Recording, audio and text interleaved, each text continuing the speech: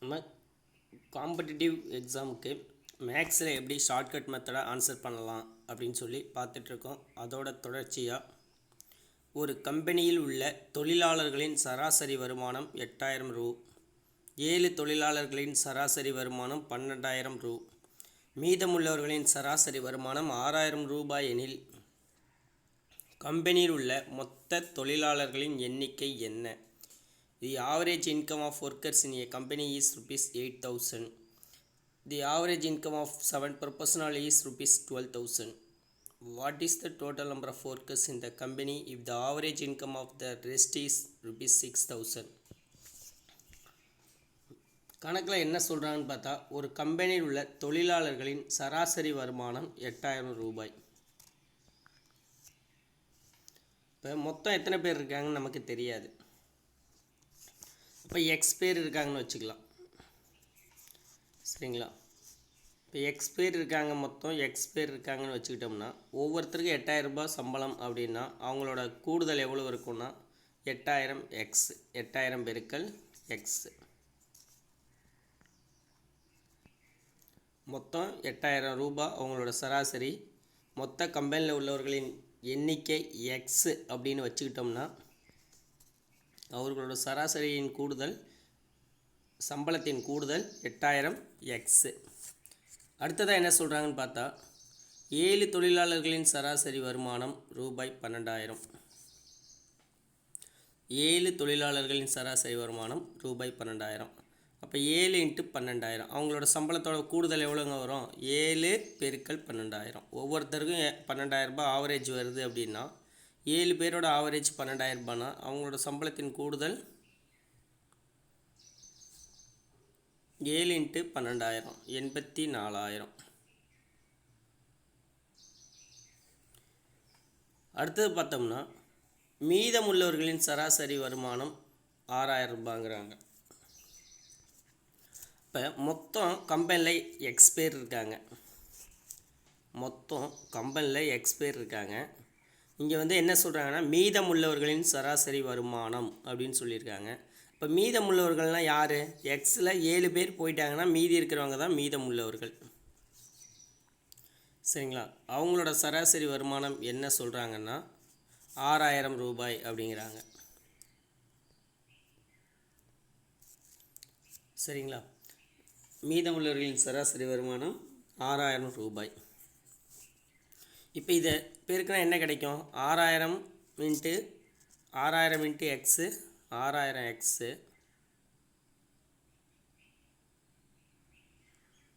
Plus 7 × 6,000, sorry minus, இங்கே minus இருக்குது அதனால் மைனஸ் 7 × 6,000 42,000, 42,000. அவ்வளோதான். கணக்கில் இதான் டேட்டா கொடுத்துருக்காங்க. இவ்வளவு நேரம் நம்ம செஞ்சது கணக்கில் என்ன கொடுத்துருக்காங்களோ அதை எடுத்து எழுதியிருக்கிறோம். இப்போது மொத்தம் கம்பெனியில் உள்ளவங்களோட சம்பளம் எவ்வளவு? 8000 எக்ஸு.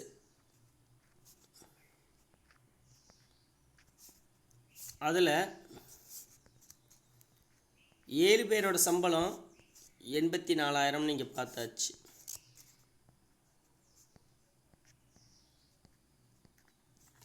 7 பேர் போக மீதி உள்ளவங்களோட சம்பளம்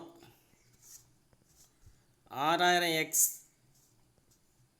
6,000 எக்ஸு மைனஸ் 42,000.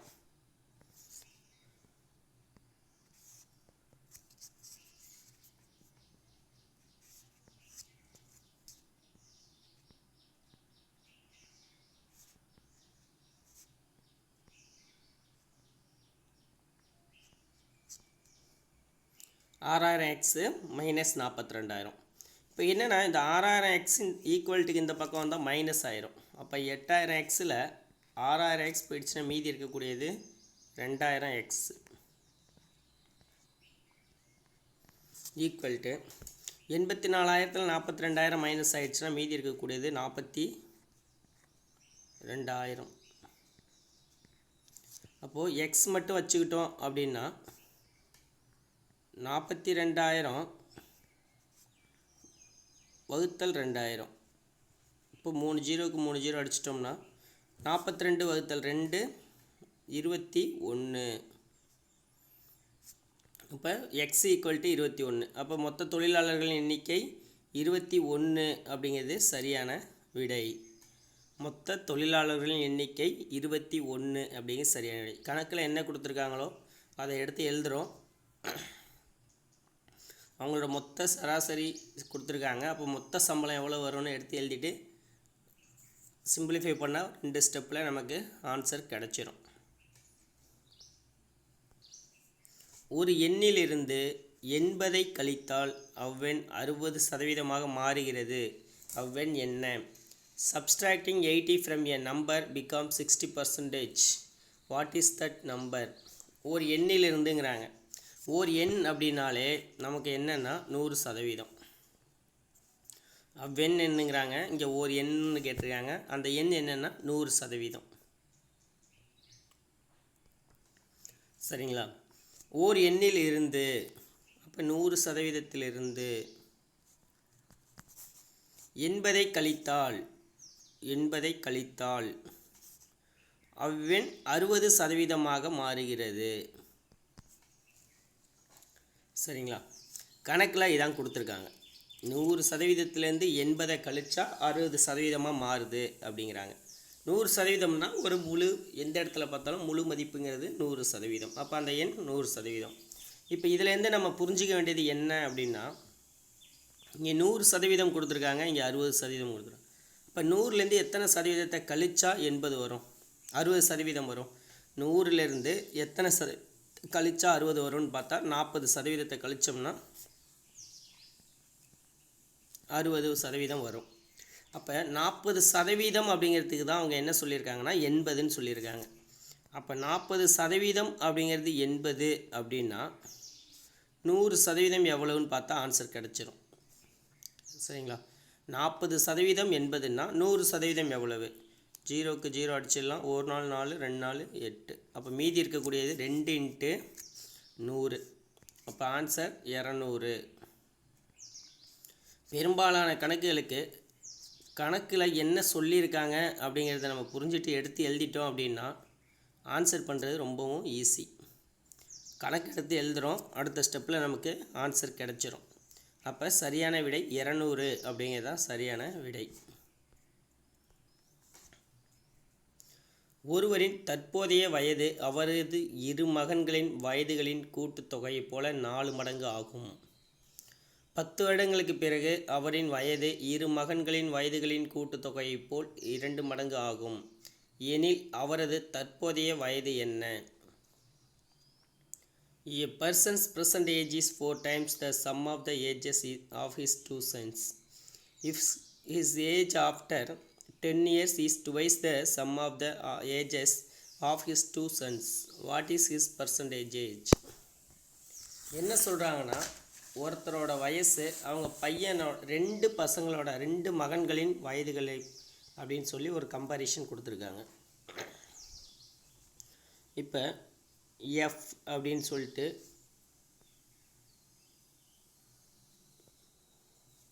அவரோட ஏஜ் வச்சுக்கிட்டோம்னா அவங்களோட பசங்களோட ஏஜ் எவ்வளவு? 2 பசங்க. தற்போதைய அவரது இரு மகன்களின் வயதுகளின் கூட்டுத்தொகையை போல 4 மடங்கு ஆகும். தற்போது நவ் அவரது, இந்த இடத்துல நம்ம என்ன வச்சுக்கலாம் அப்படின்னா இரு மகன்களின் வயதுகளின் கூடுதல் அப்படின்னு நம்ம வச்சுக்கலாம். இந்த இடத்துல எந்த வேல்யூ வச்சாலுமே 2 மகன்களின் வயதுகளின் கூடுதல். அப்போது இரு மகன்களின் வயதுகளின் கூடுதல் எக்ஸ் அப்படின்னு வச்சுக்கிட்டோம்னா அப்பாவோட வயசு எவ்வளவு? 4x. சரிங்களா? கூட்டுத்தொகையை போல் 4 மடங்கு. 10 வருஷத்துக்கு அப்புறம் ப்ளஸ் 10 வருஷத்துக்கு அப்புறம் இவங்களோட வயசு என்னவாக இருக்கும்? எக்ஸு. இப்போ பையனோட வயசு கூட்டுத்தொகை எக்ஸு. 10 வருஷத்துக்கு அப்புறம் என்ன இருக்கும்? X plus 20. ஏங்க எக்ஸ் ப்ளஸ் 10 தானே வரணும் 10 வருஷத்துக்கு அப்புறம்? எக்ஸ் ப்ளஸ் 20 ஏன் வருதுன்னு பார்த்தா நம்ம 2 பசங்களோட 2 மகன்களின் வயதுகள் எடுத்திருக்கோம். அப்போ ஒவ்வொரு மகனுக்கும் 10 வயசு அதிகரிக்கும். அப்போ ஒவ்வொரு மகனுக்கும் 10 வயசு அதிகரிக்கும். அப்போ இப்போ 2 மகன்களின் கூடுதல் 50ன்னு வச்சுக்கிட்டோம்னா இன்றைக்கி இன்னும் 10 வருஷம் கழிச்சு எவ்வளோ இருக்கும்? இவருக்கு 10 வயசு அதிகரிச்சிருக்கும், இன்னொரு பையனுக்கு 10 வயசு அதிகரிச்சிருக்கும். அப்போ 50 கூட்டல் 20 70 ஆயிருக்கும். அதனால தான் இந்த இடத்துல x+20 அப்படின்னு எழுதிட்டோம். அடுத்ததாக இரு மகன்களின் வயதுகளின் கூட்டுத்தொகையைப் போல 2 மடங்கு அப்படின்னு சொல்கிறாங்க. அப்போது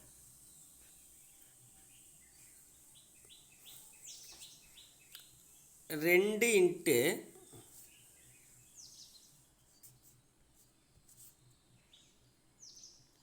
x+20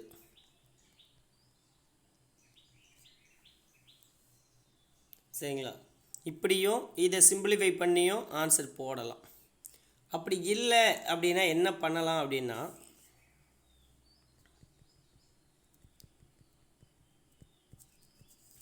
மகன்களின் வயதுகளின் கூடுதல் ஒய்ன்னு வச்சுக்கலாம். அப்போது 10 வருஷத்துக்கு அப்புறம் மகன்களின் வயதுகளின் கூடுதல் ஒய் அப்படின்னா அப்பாவோட வயசு என்ன இருக்கணும்? 2 மடங்கு. அப்போ 2y. இப்போ இந்த மெத்தட்லேயும் ஆன்சர் பண்ணலாம். ஆனால் இந்த மெத்தடில் ஆன்சர் பண்ணும்போது கவனமாக நம்ம பார்க்க வேண்டியது என்னென்னா, இப்போ ஈக்குவேஷன் ஃபார்ம் பண்ணுவோம். 4x + 10 = 2y. அப்பாவோட வயசை மட்டும் வச்சு பண்ணுறோம். 4x தற்போதைய வயது, 10 வருஷத்துக்கு அப்புறம் 10 வயசு கூட்டிக்கிட்டோம். என்ன கிடைக்கும்? 2y அப்படிங்கிற வயசு கிடைக்கிது. அடுத்ததாக இந்த இடத்துல கவனமாக பண்ண வேண்டியது என்னென்னா, பையனோட வயசை வச்சு ஈக்குவேஷன் ஃபார்ம் பண்ணுறோம். அப்போது x+20 = y. 20 = y அப்படின்னு போடணும். ஏன் 20 = y அப்படின்னு போடணும் அப்படின்னு பார்த்தா, x+20 ஏன் போடணும்னு பார்த்தா, இந்த இடத்துல ஒவ்வொருத்தருக்கும் 10 வயசு அதிகரிக்கும். அப்போ 2 மகன்களோட கூடுதல் x வயசு, 10 வருஷத்துக்கு அப்புறம் 2 பேருக்கு சேர்த்து 20 வயசு அதிகரிச்சிருக்கும். அதை தான் 10 வருஷத்துக்கு அப்புறம் 2 மகன்களோட வயசோட கூடுதல் y. அப்போ இந்த இடத்துல கண்டிப்பாக நம்ம 20 அப்படின்னு பண்ணி ஆகணும். முன்னாடி பார்த்தது போல தான் அந்த ஈக்குவேஷன் சிம்பிளிஃபை பண்ணிவிட்டு எக்ஸோட வேல்யூ போட்டாலும் ஆன்சர் கிடைக்கும். இந்த மெத்தட் கொஞ்சம் ஈஸியாக இருக்கும். கண்டிப்பாக 20ன்னு போடணும். மற்ற கணக்கு போடுறது போல் 10ன்னு போட்டால் ஆன்சர் நமக்கு சரியாக கிடைக்காது. அடுத்து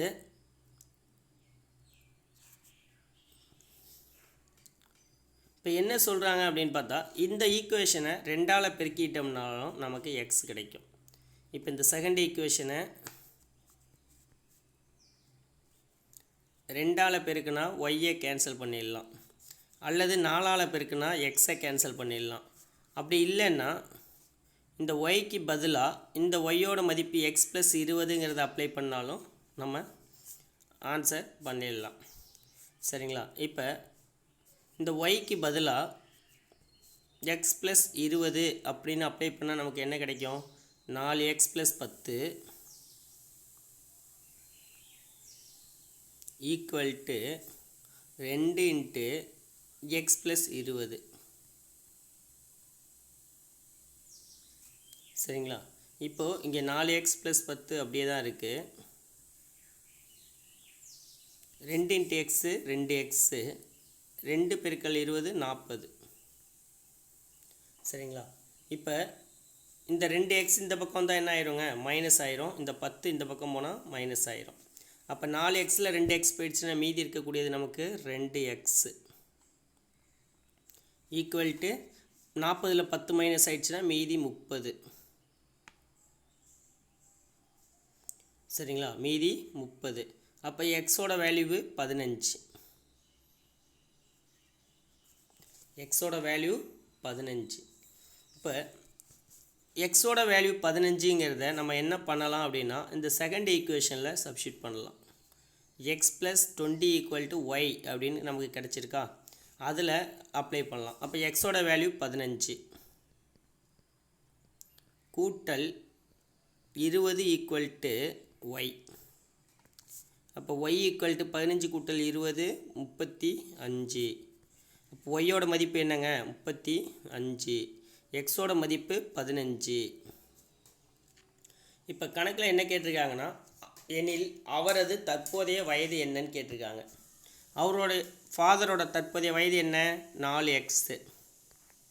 அப்போ இந்த இடத்துல நம்ம கணக்கு கவனமாக பார்த்துருந்தோம்னா ஒய்யோட மதிப்பு கண்டுபிடிச்சிருக்க தேவையில்லை. சரிங்களா, நான் சரி தெரிஞ்சுக்கணுங்கிறதுக்காக ஒய்யோட மதிப்பும் போட்டேன். எக்ஸாம் டைமில் கணக்கை கவனமாக பார்த்தோம்னா இந்த ஒய்யோட மதிப்பு இந்த இடத்துல நமக்கு தேவையில்லை, எக்ஸோட மதிப்பு மட்டுமே போதும். அவருடைய வயது தான் கேட்டிருக்காங்க. ப்ரெசன்ட் ஏஜ் அப்படின்னு கேட்டிருக்காங்க. அப்போ அவரோட வயது எக்ஸ் ஈக்குவல் டு 15னா 4x ஈக்குவல் டு 60 அப்படின்னு கிடைக்கும். 4x equal to 60. ஒரு எக்ஸோட வேல்யூ 15 அப்படின்னா 4x ஈக்குவல் டு 60 அப்படிங்கிறது சரியான விடை.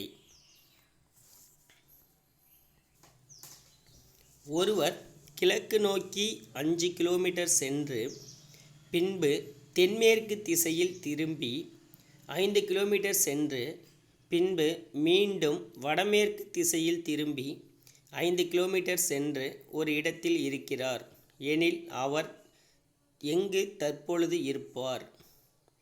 If a person travels 5 km towards east and then turns towards southwest direction and travels 5 km and then again turns up towards northwest direction and travels 5 km at one place, where will he be now? என்ன சொல்கிறாங்கன்னா, நம்ம பொதுவாக இந்த direction சம்முக்கு நமக்கு first புரிஞ்சிக்க வேண்டியது direction, எந்த பக்கம் எந்த டைரக்ஷன் அப்படின்னு. பொதுவாக நம்ம வச்சுக்கிறது என்னென்னா நார்த்து, சவுத்து, வெஸ்ட்டு, ஈஸ்ட்டு. சரிங்களா, இப்போது இதை மைண்டில் ஃபஸ்ட்டு ஓகே ஈஸியாக புரிஞ்சிக்கலான்னா ஓகே, அப்படி இல்லைனா இது போல் எழுதிக்கிறது பெஸ்ட்டு, கன்ஃபியூஷனை தவிர்த்துக்கலாம். இப்போ என்னென்னா ஒருத்தர் இந்த இடத்துல இருக்காருன்னு வச்சுக்கலாம். இவர் என்ன பண்ணுறாரு, கிழக்கு நோக்கி 5 கிலோமீட்டர் சென்று, அப்போ கிழக்கு நோக்கினா எந்த டைரெக்ஷனில் போகணும், இந்த டைரெக்ஷனில் போகணும். சரிங்களா, எவ்வளோ தூரம் போகிறாரு, 5 கிலோமீட்டர் போகிறாரு. எவ்வளோ தூரம் போகிறாருங்க, 5 கிலோமீட்டர் போகிறாரு. திரும்ப என்ன பண்ணுறாருன்னு பார்த்தா தென்மேற்கு திசையில் திரும்பி 5 கிலோமீட்டர் போகிறாரு. அப்போ தென்மேற்கு திசைனா எது, இந்த டைரெக்ஷன். தென்மேற்கு திசைனா இது தென்மேற்கு அப்படிங்கும்போது இந்த டைரெக்ஷன். அப்போ தென்மேற்கு திசையில் திரும்பி 5 கிலோமீட்டர் வராரு. அடுத்ததாக என்ன பண்ணுறாரு, இப்போ அவர் இருக்கக்கூடிய இடம் இந்த இடம். சரிங்களா, அவர் இருக்கக்கூடிய இடம் இந்த இடம். இப்போ அந்த இடத்துலேருந்து என்ன பண்ணுறாருன்னா வடமேற்கு திசையில் திரும்பி, வடமேற்கு திசை அப்படின்னா இந்த டைரக்ஷன், வடமேற்கு திசையில் திரும்பி 5 கிலோமீட்டர் போகிறார். இப்போ என்ன கேட்குறாங்க அப்படின்னா வடமேற்கு திசையில் திரும்பி 5 கிலோமீட்டர் போயிடுறாரு. இப்போது அவர் தற்பொழுது எங்கே இருப்பார் அப்படின்னு கேட்குறாங்க. எங்கே இருக்காருன்னு பார்த்தோன்னா ஸ்டார்டிங் பாயிண்ட்டுக்கே வந்துட்டார். சரிங்களா, அப்போது அவர் இப்போ இருக்கக்கூடிய இடம் எது அப்படின்னு பார்த்தா ஸ்டார்டிங் பாயிண்ட் அப்படிங்கிறது தான் சரியான விடை. அவர் இருக்கக்கூடிய இடம் ஸ்டார்டிங் பாயிண்ட். இது போல் கணக்கு பொறுத்தவரையும் நம்ம இந்த டைரெக்ஷனை கரெக்டாக அண்டர்ஸ்டாண்ட் பண்ணிட்டோம் அப்படின்னா ஈஸியாக இருக்கும். ஒரு சமயம் நம்ம டைரெக்ஷனை தப்பாக அண்டர்ஸ்டாண்ட் பண்ணிட்டோம் அப்படின்னா ஆன்சர் தப்பாயிரும். பட் நம்ம இது போல் எழுதி வச்சுக்கிட்டு டைரெக்ஷனை ஃபைண்ட் அவுட் பண்ணும்போது நமக்கு ரொம்பவும் ஈஸியாக இருக்கும். சரிங்களா, இப்போ தென்மேற்கு அப்படின்னா நம்ம இந்த டைரெக்ஷனை ஈஸியாக ஃபைண்ட் அவுட் பண்ணலாம். வடமேற்கு அப்படின்னா இந்த டைரெக்ஷனில் ஈஸியாக ஃபைண்ட் அவுட் பண்ணலாம். சரிங்களா, சாரி வடமேற்குன்னா இந்த டைரெக்ஷனை ஃபைண்ட் அவுட் பண்ணலாம். அதுபோல் எந்த டைரெக்ஷனாக இருந்தாலுமே நம்ம இது போல் எழுதி வச்சுக்கிட்டோம் அப்படிங்கும்போது ஈஸியாக இருக்கும். சரிங்களா, அதனால் டைரெக்ஷனை ஃபஸ்ட்டு ஒரு இடத்துல நோட் பண்ணி வச்சுக்கிறது ரொம்பவும் யூஸ்ஃபுல்லாக இருக்கும். Okay, thank you all.